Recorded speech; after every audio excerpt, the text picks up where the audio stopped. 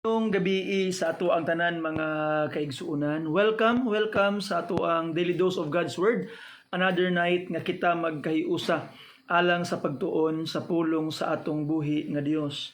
Karon mga kaigsuunan, ato ang sugdan ang ato ang Bible study pinaagi sa usa ka awit. Amazing grace, how sweet the sound that saved a wretch like me.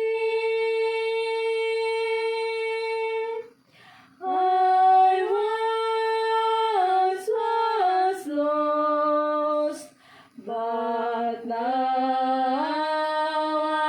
I'm found. Was blind, but now I see. 'Twas grace that taught my heart to fear, and grace my fears relieved. How precious did that grace appear the hour I first believed.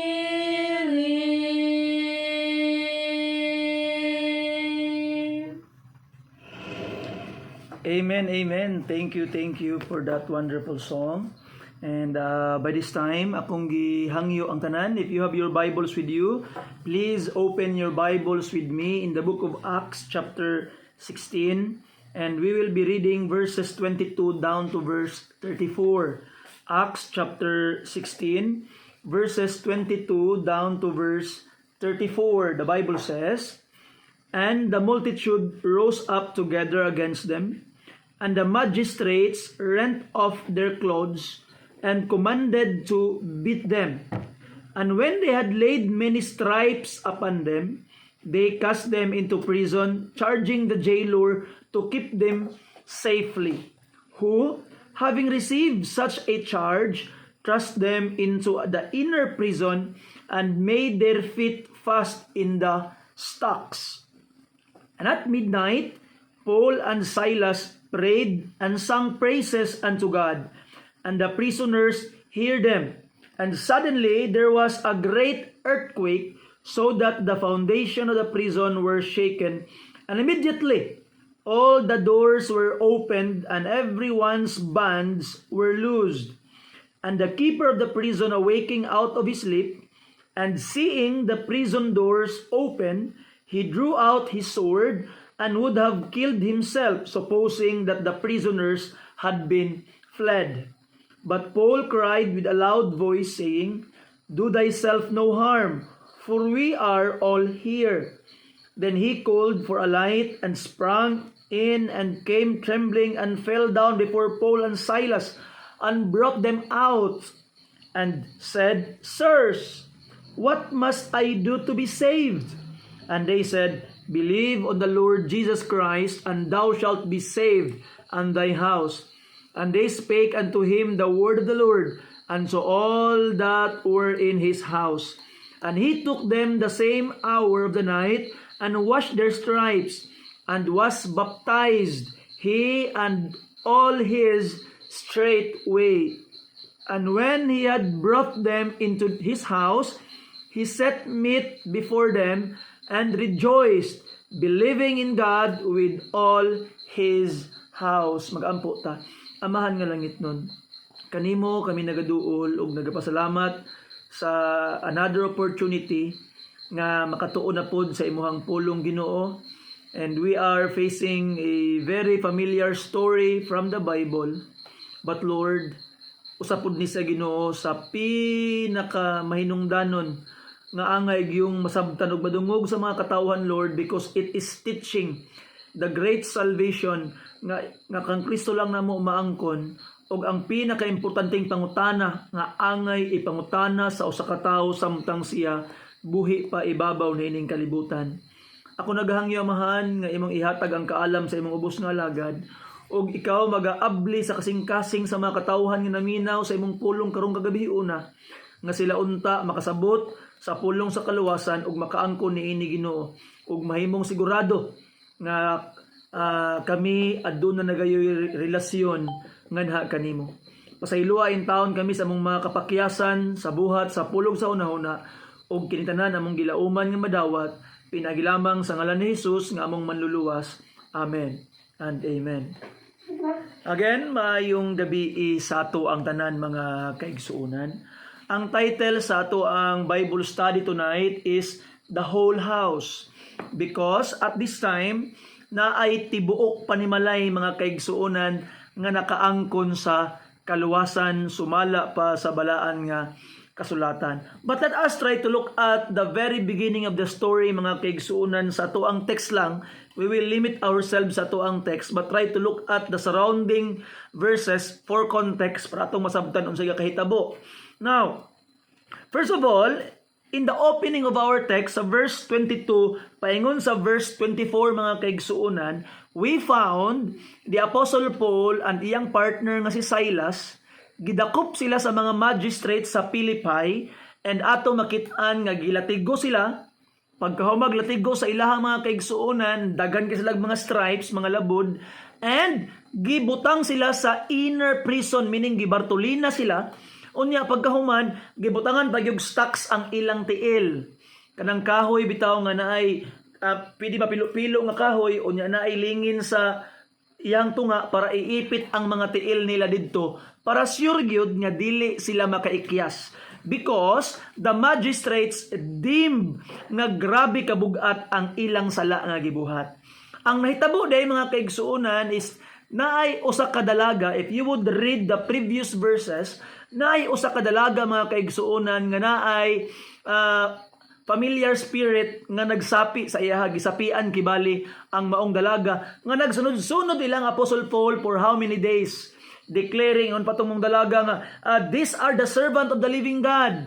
Ingon pa sa maong dalaga mga kaigsuonan. And the Apostle Paul gisamukan siya after how many days, girebuke niya ang daotang espiritu ug nibiya ang daotang espiritu sa maong damsel. And ato makita mga kaigsuonan nga katudiyang damsel ginagamit di ay adtong mga importanteng tao sa Philippi para maghimo og fortune telling. And when the Apostle Paul cast out the demon gikan atong maong babayi nga bata, pirting sukua karon sa mga importanteng tao nga nasa Philippi tungod kay dili na nila napuslan ang maong babayi. And because of it, ilang gipapriso si Apostle Paul ug si Silas mga kaigsuonan, and we come across to them sa ato ang text sa verse 22 to 24 nga priso sila, gibartolina sila mga kaigsuonan. Gilatigo sila una, paghumag latigo sa ila gibartolina sila. And grabe kapait ang ilang sitwasyon. Ang ilang gibuhat is ang pagsangyaw lang sa pulong sa Ginoo. Pagsulti lang sa kamatuoran ngadto sa mga katawhan nga buot makaangkon sa kaluwasan. But we found them inside a prison, inner prison pagyud ang giingon sa pulong sa Ginoo mga kaigsuonan, and their feet are in the stocks. So petilisura, dili sila kahigdag tarong kay gipangipit ang ilang tiil, ang ilang mga likod na puno pagyug labod, di sila kahigda. Imbis kay magtakilid sila, di sila katakilid kay ngano man ilang tiil giipit. Di po sila kahayang ngano man ilang likod na puno og latigo. Siguro no makaingon ka nga kung ikaw sa imuhan ni mahitabo, makaana ka nga Ginoo, ngano mang imo ning gitugot nga mahitabo sa ako ang gapangalagad ra maunta ko nimo. And in the first place mga kaigsuonan, ang Ginoo mismo ang nagsugo kang Apostle Paul and his company nga moadtog Macedonia. Diba nakadumdum mo ng Macedonian call in Acts chapter 16. Previously, Kung basahon nimo mga kaigsuonan ang verses 6 onwards paingon sa verse 11, atong makit-an nga ang Apostle Paul uban sa iyang mga kauban gusto nila nga moadtog Asia Minor. Pero ang problema, the Holy Spirit stopped them, ayaw mog adto didto. Afterwards, when they are in Mysia, atong makit-an nga si Apostle Paul gusto na pod nilang moadtog Macedonia. But the Holy Spirit did not allow them to go there again. And during the night dito sa Troas, ato makita nga naay pananawon nga nakita si Paul, a man asking for help in Macedonia. And na-understand ni Apostle Paul nga ang gustos Ginoo nga muadto sila Macedonia. Ang kaning Macedonia mga kaigsuonan, it is what we know today as Europe. Now ato makita nga ang nahitabo mga kaigsuonan pag adto nilang Apostle Paul ngadto sa Macedonia, ang pinakaunang lugar nga ilang naadtuan is ang Philippi. And didto sa Philippi, pinakaunang lugar sa Macedonia, nag-obey lang sila sa sugo sa Ginoo, nag-obey sila kay imbis na sila lahi nga plano, wala gitugot sa Dios na paingon sila Macedonia because God commanded them to go to Macedonia. Pero pag abot nilang Macedonia mga kaigsuonan, na nga priso hinuon sila. Makaingon ka nga, naunsa naman nga dili man siguro ni kabubuton sa Ginoo nga nga priso man noon ta diri. But ato makita mga kaigsuonan, ang Ginoo dili gid siya masayop sa iyang mga gipangtugot nga mahitabo sa atong mga kinabuhi. You know, there are a lot of things nga mahitabo sa atong mga kinabuhi mga kaigsuonan. Maybe a bad thing will happen. Maybe there will be a fight between somebody and between your loved ones nga mahitabo nga digid kalikayan, and maybe you need to go to some places. And saltian di ka mga kaigsuonan. If you love God, all things will work together for good. And ato makit-an, even in this very bad thing nga nahitabo sa ilaha mga kaigsuonan, nga nangapriso sila, pero atong makita nga naaday plano ang Ginoo, naaday plano ang Ginoo nga maayo kaayo sa ilahang mga kinabuhi para mahimong masulti og masaysay pa ang pulong sa Dios ngadto sa mga katawhan. And kabalo ka, kaning Philippian church mga kaigsuonan nga natukod ani nga ministry ni Apostle Paul, mauni ang nahimong number 1 financial supporter ni Apostle Paul when he continued his mission. Wala siya gipaadto sa Ginoo at this time sa Asia Minor, pero afterwards mga kaigsuonan, after these places, nakaadto gyapon sa Asia Minor mga kaigsuonan, dito sa Ephesians, nakaadto gyapon sa Laodicea, adto nga mga lugar. Sa ato pa mga kaigsuonan, atong makita nga gitugot lang di ay sa Ginoo nga moabot sila diri sa Philippians because naay dakong plano ang Ginoo alang sa ilaha mga kaigsuonan. And ato makit-an, the Philippian church became the number 1 financial supporter of the Apostle Paul. Maulang sa dihang na priso sa Rome, kaning maong simbahana mga kaigsuonan, maoy nagpadala og suporta sa iyaha para mulahutay siya mga kaigsuonan. And even sa dihang niadto siya og Thessalonica, the Philippian church supported him. So meaning mga kaigsuonan, giplastar sa Ginoo. Pero it doesn't mean nga kabubuton sa Ginoo smooth na din kaayo ang tanan. Di ba usahay ang atong pag-ampo moana ta nga Ginoo? Kung kabubuton gid nimo ni Ginoo, pwede ba Ginoo nga masmooth ang tanan Ginoo nga wala gyud babag mahitabo nga dire-diretso gyud? Di ba mao na to expectation? Igsoon, let me say this to you. Kung kabubuton sa Ginoo, daghan kaayog mubabag mga kaigsuonan. Mubabag ang kaaway, mubabag ang yawa mga kaigsuonan, kay dili niya gusto nga ang mga tao mutuman sa kabubuton sa Ginoo. And if you are in the will of God and you are following the will of God sa imong kinabuhi, then let me say this to you. You expect persecution.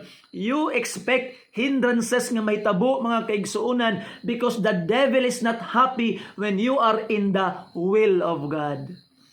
Now imagine mga kaigsuonan kung sa pagka-prison ni Apostle Paul, na-discourage sila, nang laya sila, na mauli sila, nananom sila kamuti. Ang nahitabo, kay naamay babag, wala sila ni padayon. Do you think that the Philippian church will be established? Of course not. You see? So atong makita mga kaigsuonan, even though there are a lot of hindrances along the way, if you are in the will of God, tagaan gyud kag pamaagi sa Ginoo nga mudaog og mulahutay ka luyo sa mga babag nga imong pagkatagbuon sa imong mga kinabuhi.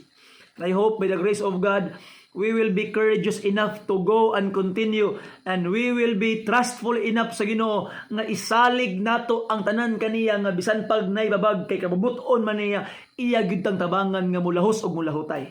Now look at this mga kaigsuonan. After those things, kabalo ka unsay gibuhat ni Apostle Paul og ni Silas when they are in prison, naganto sa ilahang mga labod nga agis latigo sa ilahang mga likod.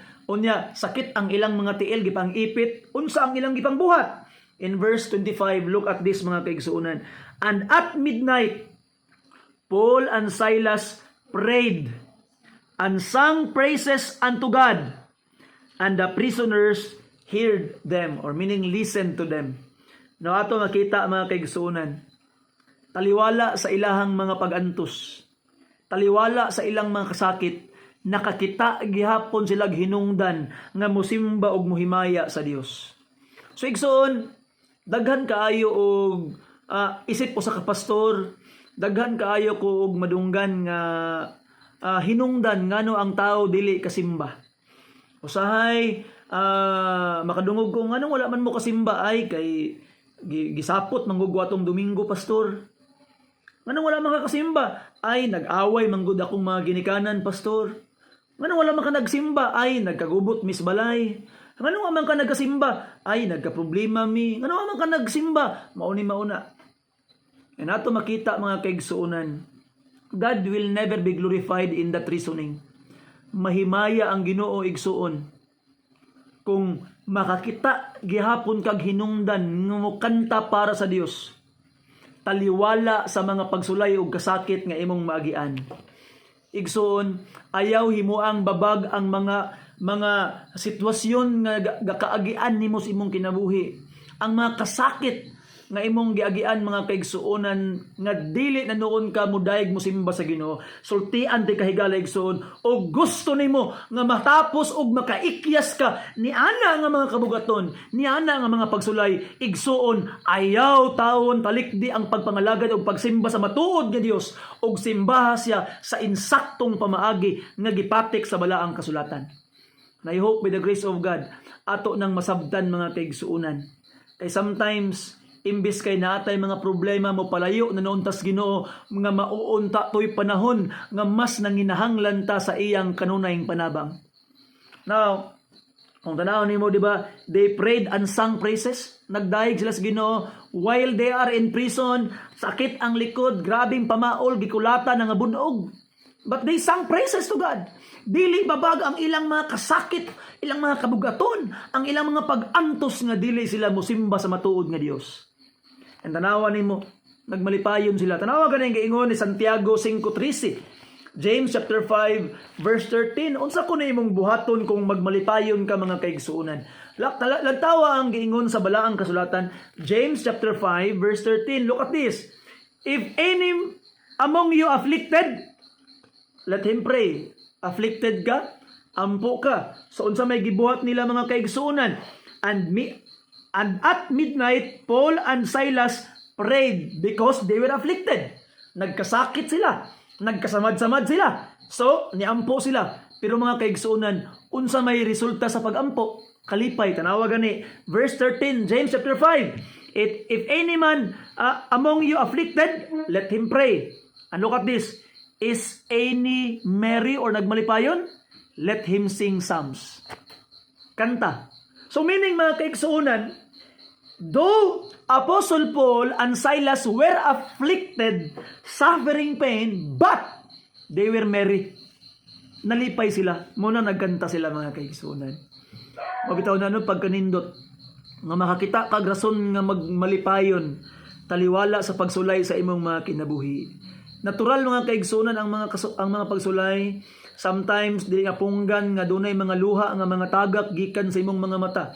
Apan atong makita mga kaigsuonan, ang kalipay dili masukod kung ang Ginoo muhatag na sa iyahang panabang kanimo, o ang Ginoo mga kaigsuonan muhatag nagkalig-on sa imo og kalipay.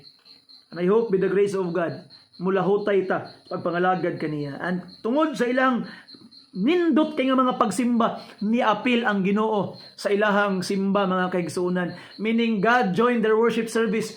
You see, God was with them. Niadtong Ginoo sa ila. Look at this verse 26. And suddenly, sa tong text going back Acts 16:26. And suddenly, there was a great earthquake, so that the foundation of the prison were shaken, and immediately all the doors were open and everyone's bands were loosed. Igsuon way magpabiling piniriso kung moabot ng Ginoo. Anato makitaan, earthquake, naglinog mga kaigsunan. You see, ang ilang mga pagdayeg miresulta sa usa ka pagdahunog nga ang Ginoo mga kaigsunan nagmalipayon sa ilang mga pagsimbag, mga pagdayeg. Igsuon, kung ikaw bitaw na pagsulay na problema, pero mas gipili nimong musimba og mudayeg sa Ginoo, magmalipayon ang Ginoo mga kaigsuonan. Magmaya siya tungod kay duna siya anak nga nagmatinud-anon sa pagtuo o pagsimba kaniya. And I hope by the grace of God, kita mahimo pong matinud-anon sa atong mga pag-alagad o pagsimba sa Dios nga walay bisag unsang butang ni ining kalibutan nga atong itugod nga mobabag sa atong mga pagsimba o pag-alagad, mga pagdayeg ngadto sa atong buhi nga Dios nga angayang simbahon og takos daygon mga kaigsuonan. And tungkol sa maong linog, tanawa ang 27. And the keeper of the prison awaking out of his lips, and seeing the prison doors open, he drew out his sword and would have killed himself, supposing that the prisoner had fled. Nangaabri man ang mga portahan, ang mga stocks nangaabri man. Pagmata atong gitawag nga prison guard, hunahuna niya patay ni. Nangaikyas na sila. Ay maghikog na lang ko. Kay ato makitaan kaniadto mga kaigsuon, di ba, remember sa Acts chapter 12 nga sa diha nga si Peter nakaikyas gikan sa imbaga priso, unsa may gibuhat ni Herod sa mga sundalo, gipapatay ni Herod. So ato makitaan ang hunahuna sa gitawag nga Philippian jailer, kung magpadakop ko, paulawan pa ko, himuon pa kong public example tungod sa ako ang pag-neglect sa akong duty, mas may pang magpakamatay na lang ko. Muna yung una-una. Pero wa siya kabalo.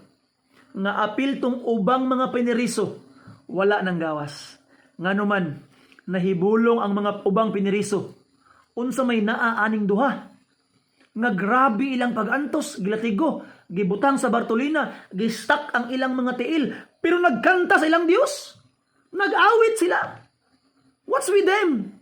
Ay, ako gitawag nga mas musibat aning piniriso, mas pilion na kong maminaw sa mensahe nga naman kay bisag piniriso ning duha, si Pablo, si Silas, they are the freest man in the world. Higala igsoon, even though they are physically in prison, they are the freest man in the world. Ug katong mga piniriso, they wanted to be free too. Not only from the restraints of stocks or sa mga rehas, apan they wanted to be truly free and free indeed. Munang wala sila ng gawa sa piniriso, nagtipok noon sila dito kang Pablo ug kang Silas. Imbes maghikog na tong gitawag nga sundalo, ingon pa ni Paul, sir, ayaw pasakiti imong kaugalingon na arami diri. Wa minang ikyas. E ato makita na amaze kaayo ang maong Philippian jailer. E ato makita mga kaigsuunan nga ang Philippian jailer karon na sinati niya nga physically ang iyang kinabuhi luwas na. Pero siya'y na-realize nga mas importante nga kaluwasan nga iyang maangkon, nga dili lang ang iyang kinabuhi, di lang ang iyang lawas maluwas, apan na ay inner nga kaluwasan nga dapat niyang maangkon. Mo nang niduol sa sir, unsa akong angay buhaton para maluwas. Nangutan na taon siya mga kaigsuunan. Verse 30, and brought them out and said, Sirs, what must I do to be saved? Unsa akong angay buhaton para maluwas. Ay nato makita mga kaigsuunan, mao na pinaka-importanting pangutana nga kinahanglan nimong ipangutana og makaangkon og insaktong tubag mga kaigsuunan. And nagpasalamat ta nga ang Biblia wala na ta gilisod-lisod sa pagpangita sa tubag na ining maong pangutana. Kay ang pangutana sa maong Philippian jailer gitubag ni San Pablo ug ni Silas mga kaigsuunan. Ang maong pangutana, ang tubag verse 31, and they said, Believe on the Lord Jesus Christ, and thou shalt be saved and thine house. Salig ngadto kang Kristo Jesus ug ikaw maluwas uban ang imong panimalay. Na ato makita mga kaigsuunan, mo din ang kaluwasan. Na ang problema sa tuang panahon karon, daghang mga tao nga ilang dugangan ang kaluwasan. Di ba pananglitan god na ay humba nga perting lamia. Unya kining humba nga perting lamia makawala gyud taon sa imong kagutom. Pero og sa gula nimo gamay nga hilo, mawala lagi imong kagutom pero patay pug ka. Inaana pod ang maayong balita mga kaigsuunan. Bisan pag unsa kagamahanan sa maayong balita, kung imong sagulan og hilo, imong dugangan patay gyapon ka. You see? And that's why we must be very very careful, and we must not let people add something to the word of God. Unsa may giingon sa Biblia, tumuo ka kang Kristo Jesus ug ikaw maluwas. Faith, tuuhi siya. Nay mga taong moingon, dugangan kunog maayong buhat para maluwas. Wa nagkadimao mga kaigsuunan. Nganong dugangan naman nimog maayong buhat, tama na ang gibuhat ni Kristo sa krus. Og kadtong mga gipangluwas ta ni Kristo og nagtuo na, kato sila maghimo na to silag maayo. Bali ilaha mga kaigsuunan. Mura bitaw ka na bitawng kangga, kailamog kangga mga kaigsuunan, or kalisa. Dili pwede nga mauna ang kalisa, maulahi ang kabayo. Dapat una gyud ang kabayo, ulahi ang kalisa. Na ay mga tao nga, that's why they are no direction silang mga kinabuhi. Nga naman kay giuna nila ang maayong buhat ayha ang kaluwasan. Magbuhat kog maayo para maluwas ko. Wrong. No. Pero ang itudlo sa Biblia, kinahanglan kong maluwas para makabuhat kog maayo. Kay ang imong mga gibuhat nga maayo, kung wala kay Kristo sa imong kinabuhi, wala ka naluwas, way pulos, hugaw nga trapo at ubangan sa Ginoo. Isaiah 66:4. So mauna ang kaluwasan igsuon, tumuo ka kang Kristo Jesus para ikaw maluwas. Ug sa dihang ikaw nakaangkon sa kaluwasan, ang Ginoo nga gihimo kang templo, maoy mutabang nimo karon para makahimo kag maayo. Ayaw baliha igsuon. Simple ra kay nga pagbali, dako na kay kalahian. Di ba?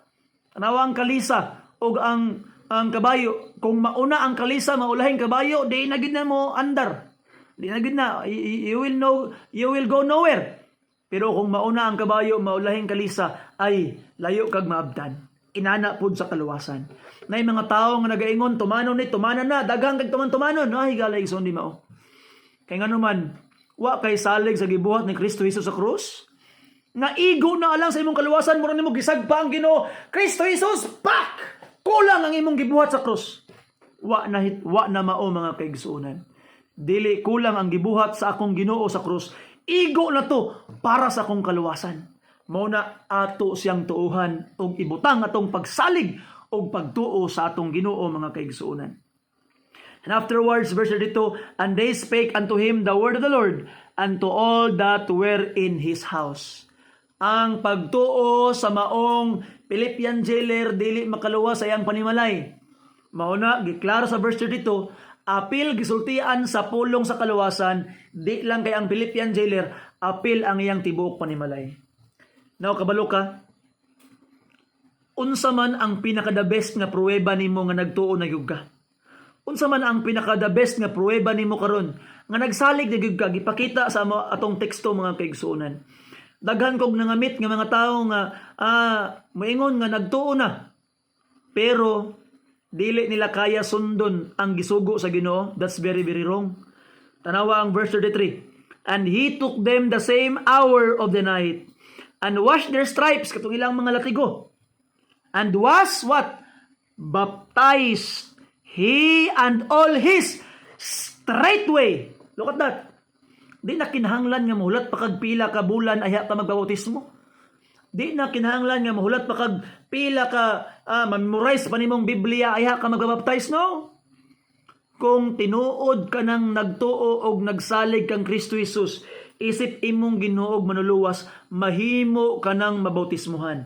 Nay nangutana sa Biblia ba, unsa kuno ang requirements para gitawag nga maluwas? Tanawa mga kaigsuonan, ay para bautismuhan. Ang atong tanaw nato ang Acts chapter 8 mga kaigsuonan verse 36. Nangutana ang usa ka eunuko kung unsa may requirements para bautismuhan. Tanawa, verse 36, Acts 8:36. And as they went on their way, they came unto a certain water, and the eunuch said, See, here is water. What that hinder me to be baptized? Kung sa tubag ni Filipe. And Philip said, If thou believest with all thine heart, thou mayest. And he answered and said, I believe that Jesus Christ is the Son of God. And commanded that chariot to stand still, and they went down both into the water, both Philip and the eunuch, and he baptized him. And look at that, they go to the water. Ang bautismo nga gitudlo sa Biblia, dili ka ng baby nga bunyag-bunyagan lang, nga butang-butang ang tubig ang ulo. That's very, very wrong mga kaigsuonan. So sama sa bautismo ni Kristo, giloblob sa tubig, gihawa sa tubig, from the word baptizo, meaning buried, gilubong. So sama kay ang bautismo mga kaigsuonan naghulagway sa kamatayon, paglubong o pagkabanhaw ni Kristo. Mauna sa atong bautismo, namatay ka uban ni Kristo, maunang gilubong ka. Apan wala ka nagpabilin sa tubig, sama ni Kristo nga wala nagpabilin sa kamatayon, nabanhaw siya, munang hawason ka sa tubig. Nagpakita nga nabanhaw ang imong Ginoo, nagtuo ka sa kamatayon, pagkalubong o pagkabanhaw ni Kristo. Maunang imong gina-picture out sa bautismo igsoon. Kung ikaw nabautismuhan lang, gibububuan lang ang imong ulog tubig, katong bata pa ka, katong baby pa ka, kulang, di mao. Wa na mao mga kaigsuonan. Atong tumanon 100% kung unsa gayud ang gitudlo sa balaang kasulatan mga kaigsuonan. Ayaw pagpatuo sa mga tao nga tuison ang balaang kasulatan, apan atong sundon kung unsa gyud ang gitudlo sa atong Ginoo para atong mapakita niya nga tiunay og dili lang ta nagbinuang sa atong mga pagtuo. Tinuoray atong mga pagtuo og seryoso ta sa tuang pagsalig niya. Muna igsoon, gipakita sa Philippian jailer og sa iyang tibuok panimalay nga matuod og dili binuang ang ilang pagtuo, pinaagi sa pagsunod sa tubig sa bautismo. You see? Dili makaluwas ang bautismo sa tubig, pero mauni ang atong usa sa pinakalig-on nga pruweba nga doon tayo tinuod gipagsalig og pagtuo sa atong buhi nga Dios. Tanawang 34, last part. And when he had brought them into his house, he set meat before them and what? Rejoice, believing in God with all his house. Diha ka makaangkon o tinuod nga kalibay. Siguro mo nang galibog baka karon. Napay mga pagduha-duha ang imong mga kasing-kasing kay wala pag di mo sunda ang Ginoo. Basin siguro no nga nagduha-duha pa ka mo nang wa kay kalipay. Igsuon adto kung naman siguro maminaw labi na sa YouTube dahil maminaw nga wa pa ka nakaangkon sa kaluwasan, or meaning nagtuo na ka kang Ginoong Hesus, imo na siyang gituuhan nga imong manluwas, believing siya namatay sa krus tungod sa imong sala, gilubong na banhaw after 3 days para ikaw matarungon, nagtuo na ka pero wa pa kay bautismo.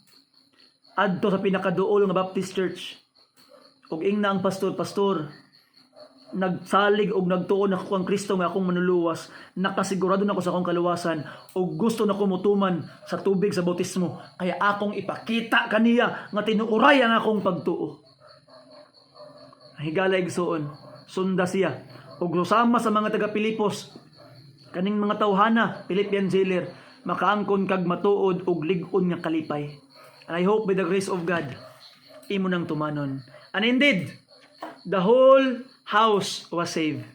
Ang tibuok panimalay mga kaigsuonan na angkon sa kaluwasan. And for me, I am very, very happy. Kay sa amo ang panimalay sa Bukidnon, sa akong mga igsuon, matag usa kanila is already believed in the Lord Jesus Christ. Their lives are not perfect. Dili perpekto ang ilang mga kinabuhi. Dili perpekto ang among mga kinabuhi. Apan ang nakanindot lang, kay nailhan namo ang among manluluwas. And among tibok panimalay is nagsalig na kang Kristo Jesus. So igsoon, basing ikaw karon nga ang imong tibuok panimalay wala pa gyud taon makaangkon sa kaluwasan. I hope by the grace of God, dili ka mahimong masettle hangtod nga ang imong tibuok pamilya ug mga kaigsuonan mudawat kang Kristo nga ilang manluluwas. Ampo sa Ginoo, sultii sila sa kamatuoran, ipasa ni nga video, itudlo sa ilaha, ipakita sa ilaha nga kinahanglan kang mudawat kang Kristo Jesus nga imong Ginoong manluluwas. Basing gusto ka mo tuo karon, gusto ka mo salig karon. And if anybody wanted to receive the Lord Jesus Christ, mga kaigsuonan, contact us. I-contact me and we will guide you. We will guide you to receive this great salvation para mahimong maangko nimo ang tinuod nga kaluwasan. Salamat sa inyong pagpaminaw. Mag-ampo ta alang sa itong katapusan. Amahan niya langit noon, dalaygon ka ning takna sa kagibihion. Salamat sa mga kaigsuonan nga naminaw sa imong pulong. Ako naghangyo, Lord, nga ikaw magpadayon sa paghatag ka na mong kaligon. Magpadayon sa paghatag ka na mong kalipay, samtang kami, Ginoo, musunod og mutuman sa imong kabubuton. Amahan, pasaylua in taon kami, Ginoo, kay kami mga magkasala. Kami Ginoong Dios dautan, kami Ginoong Dios nakahimo og mga dili maayong butang sa imong tubangan. Apan Ginoo, ikaw nagpakita sa imong pagmahal, paghigugmog, pagpangga kanamo, pinaagi sa imong pagtugot nga ang imong bugtong ipakatawo nga anak maganto sa cross alang kanamo. Ginoo, ubani ang kaigsuonan nga sila makaangkon sa kalipay nga naangkon na namo ang kaluwasan. O Ginoo, kay kami imong ang giluwas. Tabangi kami nga maghimo mig mga maayong butang nga ikalipay nimo, Amahan, makahatag og pagmaya sa imong kasing-kasing ug kami makaalagad kanimo ug basaysay pa ang imong pulong sa daghan pang mga katawhan nga wala pagiintawon makasayod sa kamatuoran.